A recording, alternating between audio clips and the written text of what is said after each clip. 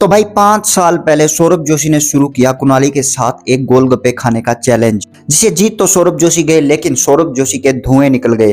हुआ यूं कि सौरभ जोशी को एक प्रोडक्ट ने ब्रांडिंग के लिए एक फेस वॉश दिया। सौरभ जोशी उससे अपना मुंह धो रहे थे। मुंह धोने के बाद सौरभ जोशी ने कुणाली को बोला कि मैं कैसा दिख रहा हूँ। इतने में पीयूष ने बोल दिया कि आप बिल्कुल भी अच्छे नहीं लग रहे हो। इतना सुनकर सौरभ जोशी ने पीयूष से कहा कि तू मुझे चैलेंज दे रहा है।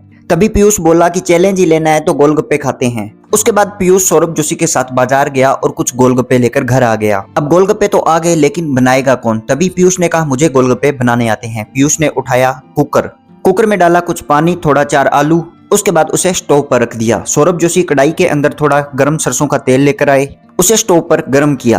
पीयूष एक एक करके गोलगप्पे तलने लगा। पीयूष ने एक एक करके ढेर सारे गोलगप्पे बना लिए। जब सौरभ जोशी ने उनको काउंट किया तो उनकी संख्या 50 से ज्यादा थी। तो फाइनली सभी गोलगप्पों को एक थाली के अंदर डालकर वो बाहर ले आए। साथ साथ सौरभ जोशी ने गोलगप्पों के अंदर डालने वाला आलू का मसाला बनाया।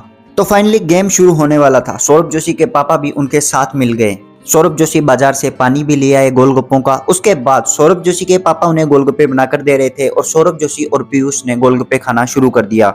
तो भाई वही होना था जो मंजूर खुदा होना था। सौरभ जोशी का पेट बड़ा था इसलिए सौरभ जोशी ने ज्यादा गोलगप्पे खाए। पीयूष का पेट बिल्कुल छोटा सा था इसलिए पीयूष ने थोड़े से गोलगप्पे खाए। तो फाइनली सौरभ जोशी ये चैलेंज जीत गए। सौरभ जोशी ने ये चैलेंज भी जीत लिया और फेस वॉश वाला भी चैलेंज भी जीत लिया। और चैलेंज जीतने के बाद सौरभ जोशी ने पीयूष की पिटाई कर दी। इतने में सौरभ जोशी के आस पड़ोस वाले बच्चे उनके घर पर आ गए। तो सभी ने बचे हुए गोलगप्पे सभी ने आपस में खा लिए। गोलगप्पे खाने से सभी का पेट भर चुका था। अभी सभी खेलने के लिए बाहर निकल गए।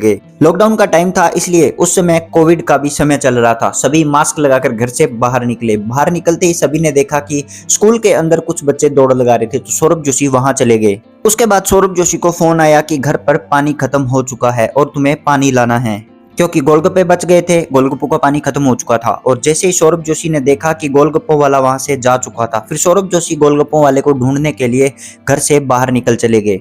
सौरभ जोशी को पता भी नहीं था कि मैं कहां जा रहा हूं, सिर्फ वो गोलगप्पों के पानी की तलाश में घर से निकल गए।